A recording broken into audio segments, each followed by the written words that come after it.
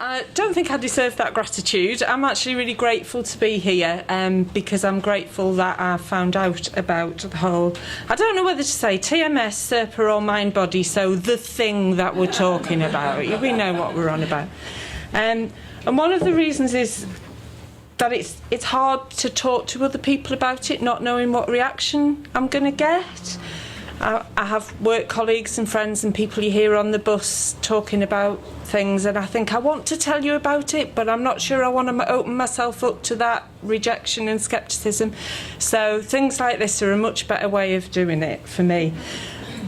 One of the things that seems really hard is to try and explain to people my physical back pain got cured by a physiotherapist using words. And it kind of, you know, either people are like, oh, or they're like,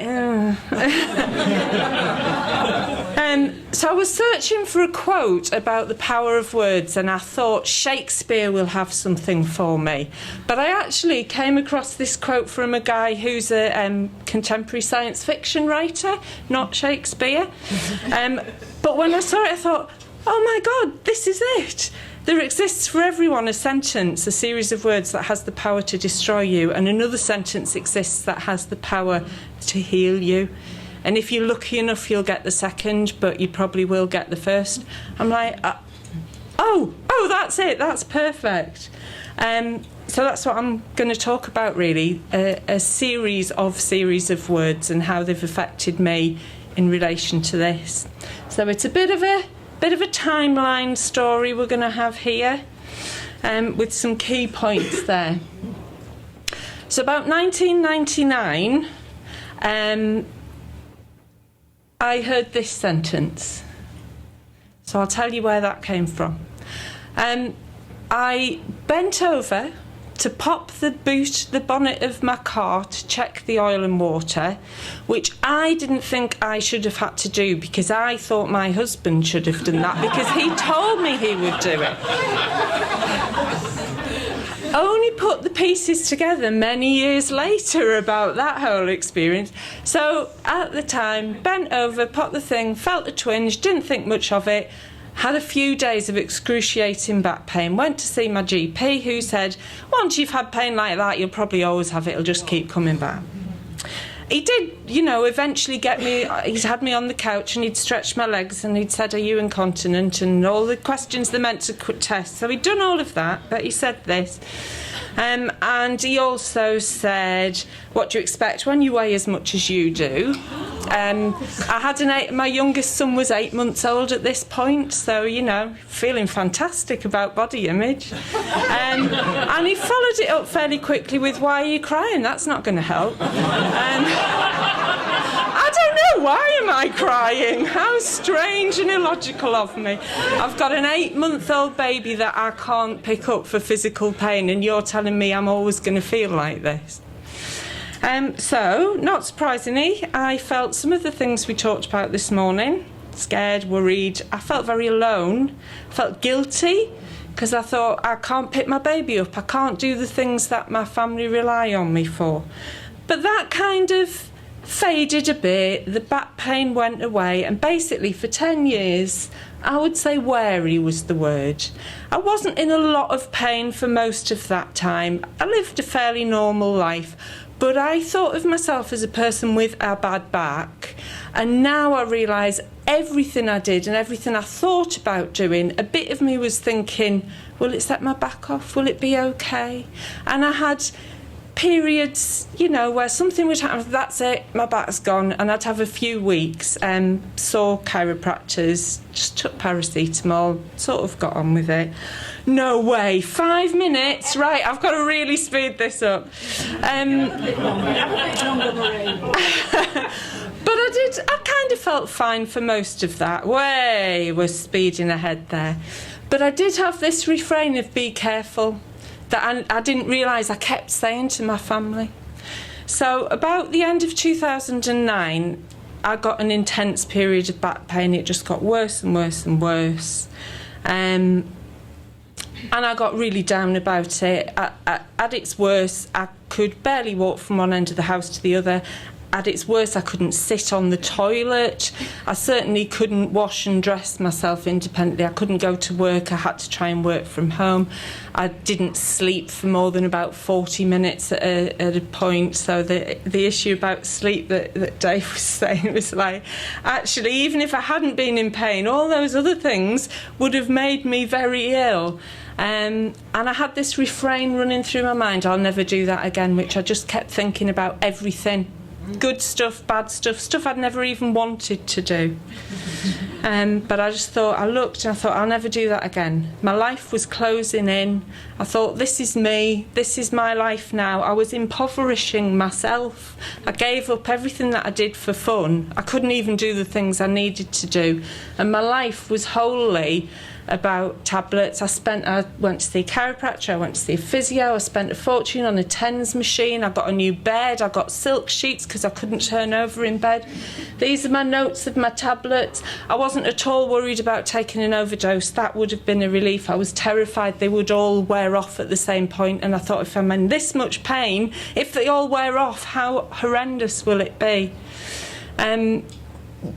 I got to the point where I thought life isn't worth living, and I had started to think about how I could end my life in a way that would be the least distressing for my family. But I realised I've got to try something else apart from this. So I'm not actually handcuffed to the thing there, but it does look a bit like it. I was taken to hospital and had some morphine, and that was the first time I'd slept for more than 40 minutes. Usually I got about 15, 20 minutes. Some nights I didn't get any sleep. So I did actually sleep there. But the next morning, a doctor examined me, and he knew I was going to see a consultant in the week following. So he did the examination, and he said, there's nothing structurally wrong with you, in my opinion. You just need to go home and relax your muscles. Which now I think, yeah, but saying it to me like that just left me completely despairing and terrified and resigned, because I thought, if there's nothing wrong, there's nothing anybody can fix. This is me forever. Absolutely terrified and completely hopeless. But it was a turning point, because my husband Googled something like tense muscles back pain in response to that. And came up with my turning point, Georgie, well, initially Dr. Sarno, TMS, and then looking for something a bit more local. Went to see Georgie, had an assessment, started to follow the programme, but in the weeks intervening that, I saw this consultant who said, I think there is something structurally wrong, sent me for an MRI scan.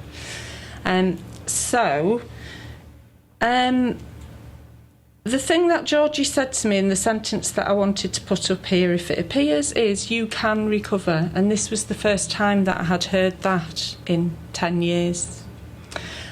So I started on the programme. The consultant from the hospital rang me a couple of weeks after and said, how are you feeling? And I said, I'm actually starting to feel a little bit better. When she'd seen me, I walked into the room like that in tears, in public, just crying the whole time. How are you feeling?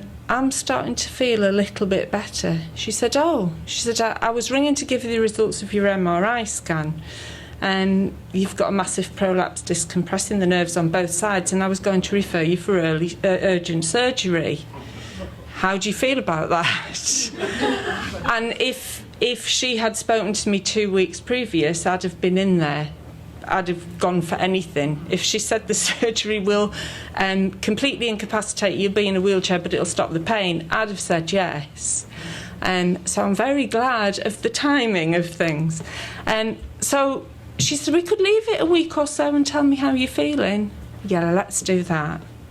So that's what we did. That I don't understand scans, but apparently there's stuff. Where's the thingy? Stuff there that's not supposed to be there. I don't know. I assume it's still where it's not supposed to be. I don't think it can have got itself right. But anyway, so I followed the programme. Did lots of things, lots of journaling, positive affirmations that I hated at the beginning because they felt like they weren't true. But Georgie pointed out, I consistently said to myself, you stupid woman, and that wasn't true either. So why not say positive lies if you can say that? I'm really happy to talk to anyone in more detail about any of this. I realise I'm skimming over it. But I think, you know, interestingly, my aim...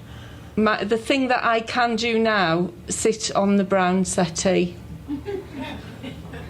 I couldn't sit with my legs up next to me. I couldn't wash, you know, for me, being able to wash my feet was a huge achievement. That's a little slide of the tablets I was taking, and you can probably work out when I started doing the programme from that. Haven't taken, you know, other than a paracetamol for a headache, very occasionally, haven't taken any medication in the 4 years since. Largely, it was because Georgie kept saying, you can recover. And then when I said, it's not working, she said, you can recover. Then when I said, it's not really working fast enough, she said, you can recover.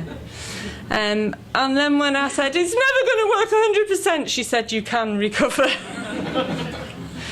And gradually, some of the horrible feelings faded away. And I think the key thing was having a glimmer of hope, and that just enabled me to turn a corner. Looking back, it was really quick, but at the time it felt really slow. And kind of having a bit, just feeling hopeful. I did talk to a friend at the time who said, whatever happened to you that was so bad? Because I didn't have terrible abusive childhood. I hadn't lost a child or been in a horrific, scary incident or accident. What amused me was that he had no problem believing that his wife's very similar symptoms were caused by sitting on an office chair for quite a long time, even though many, many other people sit on office chairs for quite a long time, or indeed do even more physically demanding jobs, and they don't get the back pain. But he was completely convinced that hers was caused by this chair, and he couldn't conceive that anything I experienced psychologically could be bad enough to cause those symptoms. Again, I'll talk to anybody about what the stresses were in my life, and I'm happy to do that publicly or privately, but privately is better, really. But I think the key thing is all of those things are still with me. All of those experiences I had as a childhood, all the things that were making me rage and anger are still with me. All of the responsibilities that were placed on me are still with me, or in fact are even more now. But the way that I think about them is completely different. And I did get me Shakespearean quote, there's nothing either good or bad, but thinking makes it so. The way that I think about all of those things is completely differently now. If I get a slight twinge, I think, oh, it'll heal, it'll fix, it'll mend. So just to end with a few little dramatic things, after this I took up outdoor swimming. Swimming in a lake's fantastic when you've had the experience of trying to go swimming, get into the toilet cubicles, crying because you can't get changed, and going home again in a taxi because you couldn't even drive there. So to swim out in Lake Windermere and think, I will be okay, was fantastic. And we did it, my son and I did it for Mind. All sorts of little everyday things. Who ever thought you'd be grateful for being able to bend down and pick up dog poo?